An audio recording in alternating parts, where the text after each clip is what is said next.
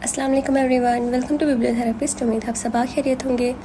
आपके लिए पेश खिदमत है सेल्फ फाइट अस्कलम नूर राजपूत एपिसोड 7। यार आरजे, आजकल मुझे अजीब सी बेचैनी हो रही है। मिकी आरजे के पास बैठा कह रहा था, किसी नई लड़की पर दिल आ गया है क्या? आरजे ने सिगरेट सुलगाते हुए पूछा। नहीं, एक पुरानी है, बस दिल करता है वो मिल जाए कहीं से। उसे हासिल करने की तलब बढ़ सी गई है। और आरजे ने मिकी की बात पर कहका लगाया था, तुम पागल हो गए हो मिकी? एक मिडिल क्लास लड़की जो बकौल तुम्हारे जाहिल सी है, उसके लिए मर रहे हो? आरजे ने उसका मजाक उड़ाया। यह जाहिल तो वाकई है, इसलिए तो कभी मिलने नहीं आई मुझसे और अरसा हो गया कभी बात नहीं की, लेकिन फिर भी दिलकश बहुत है। मिक्की ने उसकी तस्वीर को जहन में लाते हुए कहा, जो उसने अपनी कज़न के मोबाइल में देखी थी। अगर इतनी दिलकश है तो जाओ ना, घर का पता ढूंढो और उठाकर ले आओ उसे। आरजे ने फिर कहका लगाया था, कुछ ऐसा ही करना पड़ेगा। मिक्की खबासत से हंसा था। यार वैसे मेरा तो उस लड़की से कोई रिश्ता नहीं, तुम तो बड़े दिल वाले हो, भाभी को छोड़ दिया निकाह करके। मिकी ने एक आंख दबाते हुए कहा था। वैसे मानना पड़ेगा यार, मोबाइल तो उसके पास बटनों वाला था, और गुरूर, तौबा तौबा। आरजे खालिद जाहिलाना किस्म के अंदाज में बोला था, बिल्कुल मिक्की वाला अंदाज। आरजे को अच्छे से याद था कि हानम के पास स्मार्टफोन नहीं था। उसकी बात सुनकर मिक्की का छत फाड़ कहका गूंजा था। ओके यार, टॉपिक चेंज करो, दिमाग न खराब करो। ये किसकी जस्तजू रखती है उलझन में मुझे? वो कौन है जो मुझे मिल नहीं रहा मुझ में? एक पल के अंदर वो वापस आरजे बन गया था, जिसे किसी चीज़ से ना फ़र्क पड़ता था और ना ही किसी चीज़ में दिलचस्पी थी। लेकिन ना जाने क्यों हानम के जिक्र पर उसे अजीब सी बेचैनी हुई थी। और मिक्की को कभी कभी हैरत होती थी कि आरजे में हानम का मजाक कैसे उड़ा लेता था उसके साथ मिलकर। हालांकि उसने कभी किसी लड़की को मौजूद गुफ्तगू नहीं बनाया था। आरजे ने सिगरेट का एक गहरा कश लेकर धुआं फिजा में उछाला था, जबकि मिक्की ने मोबाइल निकाल कर दोबारा से वो नंबर मिलाया था जो उसने कुछ अर्सा पहले पेरिस के रेस्टोरेंट में मिलाया था, जो बन जा रहा था। लेकिन खिलाफ मामूल इस वक्त उस नंबर पर बैल जा रही थी। ज़ुबैदा आपा की बातों ने हानम को परेशानी में डाल दिया था। न जाने क्यों उसका दिल डर रहा था। अभी भी वो नमाज़ पढ़ कर दुआ मांग कर उठी थी जब मोबाइल पर होने वाली बीप ने उसे मतवज्जो किया था। जब वो नमाज़ पढ़ रही थी तब फ़ोन भी आया था, लेकिन उसने गौर नहीं किया। अभी तक नाराज़ हो जान? नंबर और मैसेज देखकर हानम का चेहरा सर हुआ था। अभी कल ही उसने इस मोबाइल में अपनी पुरानी सिम डाली थी। उसे कुछ नंबरों की ज़रूरत थी जो उसने नई सिम में कॉपी किए थे, और आज उसे फिर मैसेज आ गया था। हानम का दिल मज़ीद बुरा हुआ था। उसे समझ नहीं आ रहा था कि वो ऐसे क्या करे जिससे वो शख्स उसकी जान छोड़ दे। खुदा से डर इब्ने आदम, खुदा से डर। कांपते हाथों और नम आँखों के साथ हानम ने मैसेज टाइप करके सेंड कर दिया था, और फिर मोबाइल बंद करने के बाद वो एक बार फिर से रो दी थी। लेकिन वो ये नहीं जानती थी कि उसके ये अल्फाज दूसरी जानिब मौजूद शख्स को अंदर तक झंझोड़ गए थे। हमदान साहब का फ़ोन आया था। ना जाने इस बार आसिया बेगम खुद पर ज़ब्त नहीं रख पाई थी, और उन्होंने रोते हुए तारिक के मुतालिक सब कुछ हमदान को बता दिया था। अकेली औरत थक गई थी। हालात का मुकाबला करते करते तारिक ने धमकी दी थी कि शादी तो वो हानम से ही करेगा, वरना अच्छा नहीं होगा। आसिया बेगम को रोता देख कर सेठ हमदान का पारा हाई हुआ था। उनका दिल कर रहा था कि वह भी उस लड़के को शूट कर दें। आसिया, रोई नहीं और मेरी बात गौर से सुने। जब तक मैं हूँ ना, कोई तुम लोगों को कुछ नहीं कह सकता। आप कब तक साथ देंगे हमारा? इस बात का भी लोग गलत मतलब निकाल रहे हैं। आसिया बेगम ने दुखी लहजे में बताया, मैं हमेशा साथ दूंगा, बस तुम ऐसा करो कि मुझे साथ देने का हक दे दो। मुझे निकाह कर लो आसी, निकाह कर लो। जिस बात को करने के लिए वो इतने दिनों से अल्फाज ढूंढ रहे थे और बात करने की हिम्मत नहीं थी, वो आज एक ही पल में कह गए थे। आसिया बेगम को लगा था कि उन्होंने कुछ गलत सुना। वह हैरत से मुंह खोले मोबाइल को देख रही थी, जिससे हमदान की आवाज़ उभर रही थी। आपका दिमाग ख़राब हो गया है हमदान, शर्म नहीं आती ऐसी बात करते हुए? आसिया बेगम भड़क उठी थी। उनका भड़कना भी बचा था। अपने ऑफिस में बैठे हमदान ने परेशानी से चेहरे पर हाथ फेरा था। मेरी बात सुनो आसिया, ये वक्त बहस करने का नहीं है। हमदान ने उसे समझाना चाहा। मुझे आपकी कोई बात नहीं सुननी। आपने ये सोचा भी कैसे? आसिया बेगम रुहासी हो गई थी। वो जानती थी हमारा माशरा किस कदर मुनाफिक है। गजा मोता से वापसी का मंजर है कि हज़रत अस्मा बिनते अमीस रज़ी अल्लाह अन्हा मुजाहिदीन की वापसी की खबरें सुन रही हैं। अपने प्यारे शौहर हज़रत जाफ़र तैयार रज़ी अल्लाह ताला अन्हा की राह में आके बिछाए बैठी हैं। अपने बच्चों को भी तैयार कर लिया है। दूर से आहट की आवाज़ सुनाई देती है, लेकिन जब ये देखती हैं कि जाफ़र रज़ी अल्लाह अन्हा नहीं बल्कि नबी पाक मोहम्मद सल्लल्लाहु अलैहि वसल्लम की ज़ात मुबारक है, हज़रत अस्मा रज़ी अल्लाह ताला अन्हा अंदाज़े ही से समझ जाती हैं कि उनकी ज़िंदगी के हमसफ़र हजरत के साथी और प्यारे शौहर हज़रत जाफ़र तैयार रज़ी अल्लाह अन्हा उनसे बिछड़ चुके हैं। यही मामला हमारे माशरे में होता तो हज़रत अस्मा रज़ी अल्लाह ताला अन्हा को पूरी ज़िंदगी बच्चों के तन्हा हालात का मुकाबला करने के लिए छोड़ दिया जाता। लेकिन वो नबी करीम आप और उनके तरबियत याफ्ता सहाबा कराम का वसी अलकल्बी वाला दौर था। एक मुसलमान बेवा को कैसे इन हालात और जज्बात के धक्के खाने के लिए छोड़ दिया जाता। यार गार के अम्बिया में सबसे ज़्यादा अफजल शख्स यानी हज़रत अबू बकर सदीक रज़ी अल्लाह ताला अन्हा ने उन्हें अपनी ज़ौजियत में ले लिया और बच्चों को बाप जैसी घनी शफ़क़त और मोहब्बत मिसर आ गई। अल्लाह ने उन्हें एक बेटा भी अता फरमा दिया। फिर कुछ अरसे बाद अबू बकर सदीक रज़ी अल्लाह ताला अन्हा का वसल हो गया। हज़रत अस्मा बिन तमीज़ रज़ी अल्लाह ताला अन्हा ने गुस्ल दिलवाया। 2 दफ़ा बेवा होना हमारे तंग नज़र माशरे के लिए तो अनहोनी बात है कि वह गैरतमंद जलान इन बातों से ना वाकिफ़ थे। मुसलमान औरत को फ़ौरन माशराती धार के ज़िंदगी में हम आहंगी कर लिया जाता था ताकि उसे तनहा नफ्सियाती और जज्बाती जंग ना लड़नी पड़ जाए। इस दफ़ा आगे बढ़ने वाले गैरत के पीकर कोई और नहीं बल्कि शेर खुदा अबू तराफ फातिह खीबर हज़रत अली रज़ा अल्लाह ताला अन्हा थे। आप हज़रत जाफ़र रज़ी अल्लाह ताला अन्हा के छोटे भाई भी थे, लेकिन आपने सिर्फ भतीजों की कफ़ालत ही नहीं बल्कि फ़र्जनदी अबू बकर को भी उसी मोहब्बत से पाला जैसे अपने भतीजों को पाला। एक ऐसा माशरा था जो ऐसी औरत के हकूक़ का भी मुहाफ़िज़ था। ये सुन के रश्क आता है। हम सहाबा कराम के दौर में पैदा होने की ख्वाहिश भी करते हैं, उन जैसा बनना भी चाहते हैं, लेकिन जब नफ्स फरसत आए तो खामोशी की चादर ओढ़ लेते हैं। बेवा और उसके बच्चों को तहफ़्फ़ुज़ देना ऐसा माशरे में रचा बसा काम था कि उसके लिए कोई तकरीर करने, कोई मुहिम चलाने, कोई हुकूमत अमल बनाने की ज़रूरत नहीं थी। और हमारा माशरा और हमारे रवैये। एक और पाकीज़ा सहाबिया हज़रत आतिका रज़ी अल्लाह ताला अन्हा की मिसाल सामने है। पहला निकाह हज़रत अब्दुल्ला बिन अबू बकर रज़ी अल्लाह ताला अन्हा से हुआ। आप रज़ी अल्लाह ताला अन्हा बहुत खूबसूरत थी और इस जोड़े की मोहब्बत अरब में एक मिसाल बन गई थी। हज़रत अब्दुल्ला बिन अबू बकर रज़ी अल्लाह ताला अन्हा ने एक दिन मोहब्बत में आकर उनसे अहद करवा लिया कि अगर मैं आपकी ज़िंदगी में वफ़ात पा गया तो आप दूसरा निकाह नहीं करेंगे। फिर हज़रत अब्दुल्ला रज़ी अल्लाह ताला अन्हा कुछ अरसे बाद शहीद हो गए। लेकिन इस माशरे में बेवा खातून को तन्हा छोड़ने की मिसाल महिर अलाकल थी, इसलिए बड़ों के समझाने पर आप निकाह सानी के लिए राज़ी हो गई। हज़रत उमर रज़ी अल्लाह ताला अन्हा जो आपके चचाजाद भाई भी थे, उन्होंने हज़रत आतिका रज़ी अल्लाह ताला अन्हा को अपने निकाह में लिया। कुछ अरसे बाद हज़रत उमर रज़ी अल्लाह ताला अन्हा भी शहीद हो गए। इद्दत पूरी होने के बाद अशर मुबशर सहाबी हज़रत ज़ुबैर बिन अल-अवाम रज़ी अल्लाह ताला अन्हा ने निकाह का पैगाम भेजा और अब हज़रत आतिका रज़ी अल्लाह ताला अन्हा उनके निकाह में आ गई। कुछ अरसे बाद हज़रत ज़ुबैर बिन अल-अवाम रज़ी अल्लाह ताला अन्हा ने भी जाम में शहादत नोश किया। आप रज़ी अल्लाह ताला अन्हा के बारे में मशहूर हो गया था कि जिसे शहादत की तमन्ना हो वो आप रज़ी अल्लाह ताला अन्हा से निकाह कर लें। उसी मुनासिबत से आप रज़ी अल्लाह ताला अन्हा को शहदाई की ज़ौजा कहा जाता था। इस अजीम मिसाल का माशरे से मुकाबला करें। अल्लाह अल्लाह कैसे खुले दिल वाला माशरा था और हमारा माशरा कैसा तंग नज़र और घुटन का शिकार माशरा है। ऐसा माशरा जहाँ बेवा को तन्हा हालात का मुकाबला करने के लिए छोड़ दिया जाता है। जिन मुश्किलात और मुसाइब के पहाड़ मर्दों की नज़रों और दूसरी औरतों के साथ ही ख़वातीन ज़िंदगी गुजारती हैं, माशरा उनसे जीने का हक़ सलब कर लेता है। वही तमाम वाक़यात सोच कर अफसरदा से खामोशी इख्तियार कर गई थी, जिसे हमदान ने अच्छी तरह भाप कर बात बदली और मुखातिब हुए। अच्छा ये सब छोड़ो, मेरी हानी बेटी से बात करवाओ, मुझे एक ज़रूरी बात करनी है। हमदान ने बात बदलते हुए कहा। वो चाहते थे कि आसिया इस बात का फ़ैसला सोच समझ कर करें, किसी के दबाव में आकर नहीं। जी अंकल, अस्सलाम वालेकुम, कैसे हैं आप?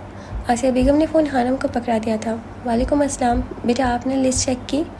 फर्स्ट लिस्ट में आपका नाम आ चुका है। आप ये बताएं कि वाकई आप पंजाब यूनिवर्सिटी में एडमिशन लेना चाहती हैं? वो संजीदगी से पूछ रहे थे, जबकि हानम तो दंग रह गई थी। उसे यकीन नहीं आ रहा था कि वो वाकई मेरिट पर पूरा उतरी है। कितने ही पल वो खुशी से कुछ बोल नहीं पाई थी। बोले हानी बेटा? वो पूछ रहे थे। जी अंकल, मुझे इसी यूनिवर्सिटी में पढ़ना है। अब मुझे क्या करना होगा? वो खुशी और हैरत के मिले जुले तासुरात से पूछ रही थी। कुछ नहीं, बस आपने कल तैयार रहना है। 12 बजे के करीब मैं लेने आऊँगा, फिर आपके एडमिशन के लिए चलेंगे। वो अपनी बात मुकम्मल करके फ़ोन बंद कर चुके थे, जबकि हानम का दिल खुशी से उड़ रहा था। वो एक पल में जैसे सारे दुख भूल गई थी। तुमसे मैंने कितनी बार कहा था कि हारना है जॉर्डन, तुम्हें बात समझ क्यों नहीं आती है? एंथनी सर पर हाथ रखे अफसोस से सामने बैठे जॉर्डन से कह रहा था, हर वक्त सर पर खून क्यों सवार रहता है तुम्हारे? अच्छे भले ठीक जा रहे थे, अचानक तुम्हें हुआ क्या था? मुझे नहीं पता एंथनी, मुझे कुछ समझ नहीं आ रहा था कि मुझे क्या हुआ था। अचानक वो हॉस्पिटल वाली लड़की, वो कहता कहता अचानक चुप हो गया था। लड़की? कौन सी लड़की? देखो जॉर्डन, अगर किसी लड़की का चक्कर है तो अभी ख़त्म कर दो, ये लड़कियां मर्दों को कमज़ोर बना देती हैं। एंथनी ने उसे समझाया, कोई चक्कर नहीं है, मुझे खुद समझ नहीं आ रहा था कुछ। वो चीखा था। इससे पहले एंथनी कुछ कहता, जॉर्डन के मोबाइल पर आने वाली कॉल ने उसे मुतवज्जो किया था। हेलो मिस्टर जॉर्डन, कहाँ हैं आप? आपकी मदर की हालत बहुत नाजुक है, इनका ऑपरेशन करना पड़ेगा। अगर आप कुछ देर तक पैसे लेकर ना पहुँचे तो हम ऑपरेशन नहीं करेंगे और इनका बचना मुश्किल हो जाएगा। डॉक्टर की बात सुनकर जॉर्डन के चेहरे की हवाएं उड़ गई थीं। आप ऑपरेशन की तैयारी करें डॉक्टर, मैं बस पहुंच रहा हूँ। वो एक झटके से खड़ा हुआ। मुझे पैसे चाहिए एंथनी, मॉम का ऑपरेशन है और लाजमी है। पैसों का जिक्र सुनकर एंथनी ने मुंह बनाया था। जो काम तुमने किया है इसके बाद एक पैसा नहीं बनता तुम्हारा। मुझे पैसे चाहिए एंथनी, कहा ना दोबारा ऐसा नहीं होगा। तुम जैसा कहोगे मैं वैसा ही करूँगा। वो इतनी ज़ोर से चिल्लाया था कि एंथनी डर कर पीछे हुआ था। जॉर्डन के गुस्से से वो अच्छे से वाकिफ था। कितने पैसे? एंथनी ने डरते डरते पूछा। जितने भी हैं सब दे दो, परेशानी से कह रहा था। कुछ देर बाद एंथनी ने पैसों का बैग उसके सामने रखा था। शाम को फाइट है जो तुम्हें हर हाल में जीतनी है, समझ गए ना तुम?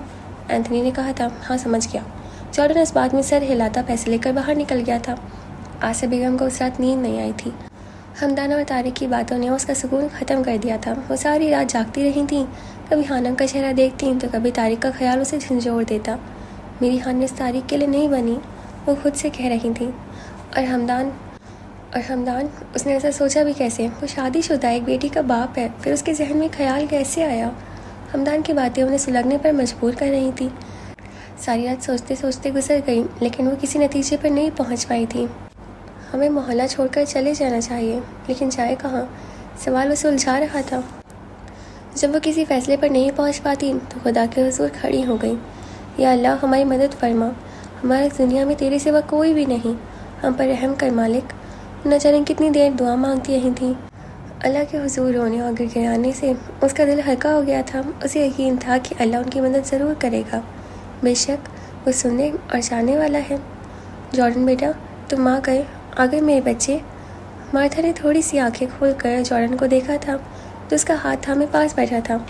मॉम, आप ठीक हो जाएंगी, मैं पैसे ले आया हूँ, आपका ऑपरेशन होगा और फिर आप ठीक हो जाएंगी। जॉर्डन ने नम आंखों से कहा था और अपनी माँ का हाथ होठों से लगाया था। नहीं, मैं अब और नहीं जी सकती। मॉम ऐसी बातें मत करें, आपको जीना है हमारे लिए, मेरे लिए, अपने जॉर्डन के लिए। वो रो दिया था। मेरी बात ध्यान से सुनो। मार्था ने अपनी टूटती सांसों के साथ कहा था। तुम्हारा डैड? मत नाम लो उस शख्स का मॉम, मुझे नफरत है उनसे। जॉर्डन ने उनकी बात काटी थी। उसके अंदर अपने बाप के जिक्र पर अज़ियत सी फैल गई थी। नहीं बेटा, वो तुमसे बहुत प्यार करता है और मुझसे भी। अगर वो प्यार करते वो छोड़ ना जाते मॉम। जॉर्डन की आंखों से एक आंसू फिसल कर मार्था के हाथ पर गिरा था, जिसे उसने अपने हाथों में थाम रखा था। मजबूर था मेरे बच्चे, मजबूर था। तुम मेरे बाद उसके पास चले जाना, देखना वो तुम्हें अपना लेगा। नहीं, मैं नहीं जाऊँगा मॉम, आपको मेरे लिए जीना है। अगर आपको कुछ हुआ ना तो मैं उस शख्स को नहीं छोड़ूंगा। जॉर्डन की आंखों में खून उतर आया था। तुम ऐसा कुछ नहीं करोगे जॉर्डन, तुम खुश रहोगे। मार्था उसे नसीहत कर रही थी। ऑपरेशन का टाइम हो चुका है मिस्टर जॉर्डन, हमें ले जाना होगा, डॉक्टर ने कहा था। जॉर्डन ने आगे बढ़कर अपनी माँ की पेशानी पर बोसा दिया था। मार्था ने एक शफीक सी मुस्कुराहट लिए उसे देखा था और फिर डॉक्टर से उसे ऑपरेशन थिएटर में ले गए थे। वो नम आँखों से अपनी कुल कायनात को जाते देख रहा था। उसके जाने के बाद जॉर्डन को याद आया था कि उसकी फ़ाइट थी जिसे किसी भी कीमत पर जीतनी थी। वो आँखों को साफ करते बाहर की तरफ बढ़ गया था। हानो आपी, अंकल आ गए हैं, बाहर जल्दी जाओ। जवाद ने खबर दी। हानम तैयार थी। उसने चादर उठाकर अच्छी तरह से ओढ़ा था। ध्यान रखना अपना, और जब एडमिशन हो जाए तो फ़ोन कर देना। आसिया बेगम ने उसे तंबीह की थी। ठीक है अम्मी, हानम ने फ़ाइल उठाते हुए कहा था। हमदान साहब अंदर नहीं आए थे, वो बाहर ही गाड़ी में बैठे रहे थे। वो दुआ मांगती घर से बाहर निकली थी। हानम ने दुकान के बाहर खड़े तारिक को देखा था, जिसे घूर घूर कर देख रहा था। उसने नज़रअंदाज करती गाड़ी में बैठ गई, जिसे हमदान साहब एक सेकंड में ज़ाया किए बिना आगे बढ़ा गए थे। बीजान, इस गधे को फ़ोन करके समझा दें कि वो अब संजीदा हो जाए अपने मुस्तकबिल को लेकर, सैयद जबील बीजान से कह रहा था और तारीफ आरजे की हो रही थी। जबील साहब आरजे को हमेशा गधा ही कहते थे। उसकी हरकतें ही ऐसी थी। शाह ने फ़ोन किया था उसे। वो कह रहा है कि यूनिवर्सिटी नहीं छोड़ना चाहता। बिजान ने बताया क्योंकि कुछ दिन पहले ज़े जबील ने उसे फ़ोन किया था, जो बात सुनने को राज़ी नहीं था। अल्लाह उस गधे को अक्ल दे। वो परेशान हुए थे। भाईजान, आप परेशान मत हो, अभी बच्चा है, समझ जाएगा। बिजान ने तसल्ली दी थी। बच्चा नहीं है, वो बाप है सबका, लेकिन अकल तो उसमें गधे जितनी भी नहीं है। वो बड़बड़ाते बाहर निकल गए थे, जबकि बीजान सोच रही थी कि ऐसा क्या किया जाए जिससे आरजे को अकल आ जाए। आप खुश हैं ना हानी बेटा? हमदान साहब ने खामोश बैठी हानम से पूछा था। जी अंकल, बहुत। मैंने कभी सोचा नहीं था कि मैं इस यूनिवर्सिटी में पढ़ पाऊँगी। उसका एडमिशन हो चुका था, वह वापस घर जा रहे थे। हानम के डिपार्टमेंट वाले सेठ हमदान साहब को अच्छे से जानते थे। उन्हें ज़्यादा देर नहीं लगी थी, जल्दी ही उसका एडमिशन हो गया था। कोई बात नहीं, अब दिल लगा कर पढ़ना और कुछ बनकर दिखाना। उसका हौसला बढ़ा रहे थे। आप मेरा घर देखना चाहोगी या आपको आपके घर छोड़ दूँ? अंकल, फिर कभी देख लूँगी, आप मुझे घर छोड़ दें, अब मैं इंतज़ार कर रही होंगी। हानम ने जवाब दिया था। आपकी वाइफ कैसी है अंकल? अचानक हानम ने सवाल पूछा था। वो नहीं है। उनकी बात सुनकर हानम चौंकी थी। जब माहिन पैदा हुई थी वो तभी मुझे छोड़ गई थी। वो अफसरदा से कह रहे थे। हानम को अफसोस हो रहा था। मैं आसिफ से शादी करना चाहता हूँ। उनकी बात पर हानम ने झटके से रुख मोड़ कर उन्हें देखा था। क्या आप मजाक कर रहे हैं? हानम को हैरत हुई। हरगिज़ नहीं, वो संजीदा थे। मैं चाहता हूँ कि इसकी सारी महरूमियों का इजाला करूँ। सारी ज़िंदगी उसने परेशानियों में गुजारी है। अगर आप लोग मेरे साथ होंगे तो मोहल्ले का तो क्या, दुनिया का कोई इंसान आप लोगों को तंग नहीं कर पाएगा। हानम को उनकी बात समझ आ रही थी। लेकिन अंकल, अम्मी, उसने इनकार कर दिया। वो नहीं करना चाहती, उसे ज़माने का डर है। वो संजीदा से कह रहे थे। हानम अच्छी तरह जानती थी कि उसकी माँ ने सारी ज़िंदगी दुखों में गुजारी थी। वो खुद दिल से चाहती थी कि उसकी माँ अब खुश रहे, अपनी ज़िंदगी को जिए। अगर आसी मान गई आप लोगों को कोई एतराज़ तो नहीं होगा ना? वो अब हानम से पूछ रहे थे। नहीं अंकल, हमें कोई एतराज़ नहीं होगा। मैं खुद चाहती हूँ कि वो खुश रहे। वो मुस्कुराई थी। मैं भी यही चाहता हूँ। गाड़ी में गहरी खामोशी छा गई थी। मैंने बचपन से आसी को चाहा है। मैं बाहर पढ़ने गया था ताकि उसे अच्छा मुस्तकबिल दे सकूँ, लेकिन शायद वो मेरी किस्मत में नहीं थी। वो गौर से उनकी बात सुन रही थी। जब आसी की शादी हुई उससे पहले ही मेरी शादी हो गई थी। मैं आया ज़रूर था, लेकिन बहुत परेशान था। अपनी चाहत को किसी और का होते देखना बहुत तकलीफ दे था, लेकिन मैं उसे धोखा नहीं दे सकता था। वो किसी और की हो गई थी और मैं चुपचाप देखता रहा, फिर वापस चला गया। अंकल, आपकी वाइफ कौन थी? मतलब कैसे शादी हुई थी? वो एक पाकिस्तानी लड़की थी, यहाँ की एक कंपनी में काम करती थी। कंपनी वालों ने उसे अमेरिका भेज दिया था और उसे वहाँ जाकर पता चला था कि उसके साथ धोखा हुआ है।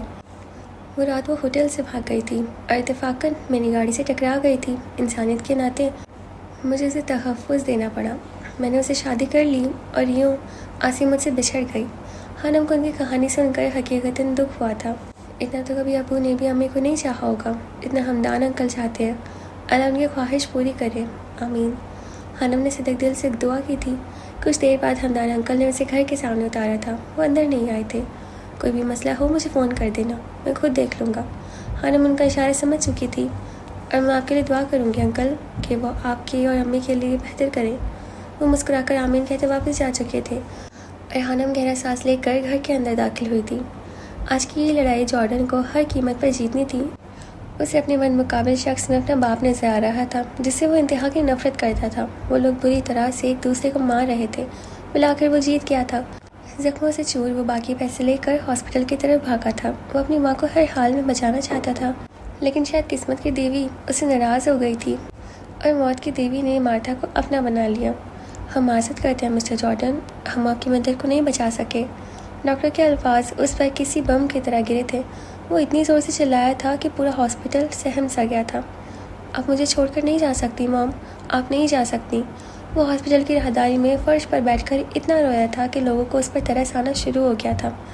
आपकी वजह से मेरी माँ मरी है मिस्टर जबील, मैं आपको नहीं छोड़ूंगा। वो तस्वुर में अपने बाप से मुखातिब हुआ था। ऑपरेशन थिएटर में वो अपनी माँ की मुर्दा जिस्म से लिपट लिपट कर रोया था। वो जिस्मानी तौर पर इंतहाई ताकतवर शख्स मगर जहनी तौर पर बहुत कमज़ोर साबित हुआ था। वो गश खाकर रह गया था। उसे अपने जिस्मानी ज़ख्मों को कोई परवाह नहीं थी। जो ज़ख्म उसकी रूह पर लगा था वो गहरा था, वो नहीं भरने वाला था। एंथनी इसके पीछे आया था और फिर से यूँ टूटा फूटा देख कर रो दिया था। कितने घंटों बाद उसे होश आया था। मार्था को उसके होश आने पर दफना दिया गया था। वो दोबारा नहीं रोया था। एंथनी को उसके पत्थर होने का गुमान हुआ था। वो खामोश था, लेकिन उसके अंदर कितना बड़ा तूफान पल रहा था ये सिर्फ वही जानता था। उसके जिस्म का रुआ रुआ जल रहा था, ये सिर्फ वही जानता था। हेलो, अस्सलाम वालेकुम अंकल, कैसे हैं आप? सैयद जबील ने अपने निकम्मे बेटे को फ़ोन किया था, जिससे आरजे ने नहीं उठाया था। अब उन्होंने लैंडलाइन पर फ़ोन किया था, जिसे मिक्की ने उठाया था, और आवाज़ सुनकर वो तमीज़ से बात कर रहा था। वालेकुम अस्सलाम। कहाँ है वो गधा, उल्लू का पट्टा, दुनिया जहान का निकम्मा शख्स? वो गुस्से से पूछ रहे थे। मिक्की तो उनके इतने अलकबात पर अश कर उठा था। जी अंकल, आप किसकी बात कर रहे हैं? मिक्की अनजान बना। तुम्हारे बाप की, सैयद जबील ने गुस्से से जवाब दिया था। मिक्की तो ये जवाब सुनकर गड़बड़ा सा गया। अंकल, आरजे इस वक्त घर पर नहीं है, जैसे ही वो आता है मैं आपकी बात करवा दूंगा। कोई मैसेज है तो मुझे दे दें, मैं उसे बता दूंगा। अब शराफत से कह रहा था। उस गधे को कहना अपने बाप का फ़ोन उठा ले, नहीं तो मैं लाहौर आकर उसकी क्लास लूँगा। वो गुस्से से कहते फ़ोन बंद कर चुके थे। मिक्की ने अपना अटका सांस बहाल किया था और फिर खुशनुमा निगाहों से अपने सामने सोफे पर विराजमान आरजे को देखा था, जो बहुत दिलचस्प नज़रों से उसे देख रहा था और साथ साथ नूडल्स खाने में मगन था। सुन लिया गधे, क्या कह रहे थे अंकल? मिक्की ने जलकर कहा, क्योंकि आरजे ने उसे फ़ोन उठाने को कहा था। हाँ, सुन लिया। आरजे ने उसके गधा कहने पर मिक्की को घूरा। यार मैं नहीं, अंकल कह रहे थे। कसम से क्या कमाल के अलकाबात से नवाजते हैं वो तुम्हें। सच्ची मैं फ़ैन हो गया। आरजे के बाप को ऐसा ही होना चाहिए। मिक्की पुरजोर सा कह रहा था। आरजे के घूरने पर वो चटपटा कर रह गया, जबकि आरजे पूरी तवज्जो से नूडल्स खा रहा था, जैसे दुनिया में उससे हम और कोई काम ना हो। हारम को अभी घर आए कुछ देर गुजरी थी जब दरवाजे पर दस्तक हुई। मैं देखता हूँ, जवाद कहता दरवाजे की तरफ लपका था और फिर उसकी चीख सुनाई दी थी। कहाँ है वो तुम्हारी बहन? आज मैं उसे नहीं छोड़ूंगा। मुझसे शादी नहीं करनी और अमीर लोगों से पूरे मोहल्ले के सामने चक्कर चलाती है। वो पिस्टल हाथ में पकड़े जवाद को धक्का देकर दंदनाता घर में दाखिल हुआ था। आसिया बेगम, माहम और हानम तारीख की आवाज़ सुनकर सहम गई थी। यह अल्लाह खैर, आसिया बेगम के मुंह से बेख्तियार निकला था। तुम यहीं अंदर रुको, बाहर मत आना, मैं देखती हूँ उसे। आसिया बेगम हानम को ताकीद करती बाहर निकली थी। वो खुद बहुत बुरी तरह से घबराई हुई थी। तारिक बाहर सहन में खड़ा था। आसिया बेगम को देखकर जवाद उनकी तरफ लपका था। वो बुरी तरह से डरा हुआ था। क्या लेने आए हो तुम यहाँ? उन्होंने हिम्मत जमा करते हुए पूछा। हानी किधर है? बाहर निकालो उसे। ऐसी बेहया और बदकिरदार लड़कियों की इस मोहल्ले में कोई जगह नहीं है। वो गुस्से से कहते हुए आगे बढ़ा था। वहीं रुक जाओ तारिक। आसिया बेगम दहाड़ी थी। खबरदार, जो एक लफ्ज़ भी गलत कहा तुमने मेरे हानि के मुतालिक। आसिया बेगम की आंखें सुर्ख हो चुकी थी। शोर की आवाज़ सुनकर पूरा मोहल्ला जैसे वहीं पर खड़ा हो गया था। मैं सब जानता हूँ कि कितनी पारसा है वो। सुबह लंबी गाड़ी में गई थी, अब वापस आई है। ऐसी लड़कियों को तो गोली मार देनी चाहिए। तारिक की आवाज़ सुनकर हानम का नाजुक दिल किसी चिड़िया की मानंद फड़फड़ा रहा था। उसने कुछ गलत नहीं किया था और वो कैसे कैसे इल्ज़ाम लगा रहा था उस पर। वो बाहर जाना चाहती थी जब माहम ने उसका हाथ पकड़कर उसे बाहर जाने से रोका। कुछ याद आने पर माहम ने हानम का मोबाइल उठाकर हमदान अंकल का नंबर मिलाया था। हेलो अंकल, कहाँ हैं आप? मैंने बेल पर फ़ोन उठा लिया गया था। अंकल, यहाँ बहुत बड़ा मसला हो गया है, आप प्लीज़ जल्दी आ जाएं। माहम कांपती आवाज़ में कह रही थी। उसका दिमाग ऐसे वाक़यात पर हानम से तेज़ काम करता था। वो किसी गलत जगह पर नहीं गई थी, दाखिला लेने गई थी यूनिवर्सिटी में। आसिया बेगम ने जवाब दिया था। देख रहे हो मोहल्ले वालों, कैसे हमारी नाक के नीचे खेल रचाया जा रहा है। ये लड़की कॉलेज यूनिवर्सिटी के बहाने जाने कहाँ कहाँ जाती है। मैंने कहा चुप कर जाओ तारिक, खुदा का खौफ करो कुछ, क्यों एक मासूम पर इल्ज़ाम लगा रहे हो। आसिया बेगम को तो उसकी बातें सुनकर जैसे सख्ता सा हो गया था। जब आज शोला बार निगाहों से तारिक को घूर रहा था, वो छोटा सा कुछ नहीं कर सकता था, लेकिन उसे तारिक का यूँ अपनी बहन हानू के मुतालिक बात करना बहुत बुरा लग रहा था। उनके घर के सामने कुछ फासले पर मस्जिद थी। नमाजी मगरिब की नमाज़ पढ़ने के बाद मस्जिद से बाहर निकल रहे थे और शोर की आवाज़ पर अब सब वहाँ जमा हो गए थे। ये क्या तमाशा लगा रखा है तुमने तारिक? मोहल्ले के इज़्ज़तदार शख्स ने उसे यूँ किसी के घर में उसे देखा तो गुस्से से पूछा था।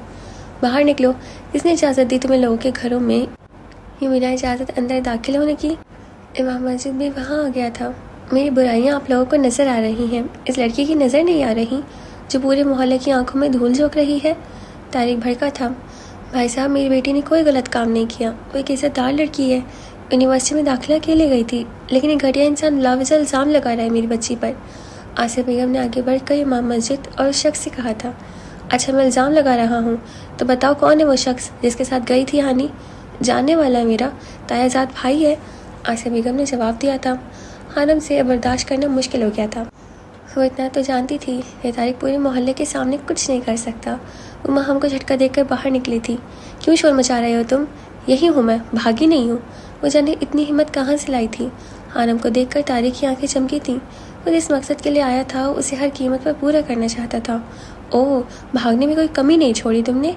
देख रहे हो मोहल्ले वालों, मैंने इज्जत से रिश्ता भेजा था इसके लिए, लेकिन नहीं, इनकार कर दिया।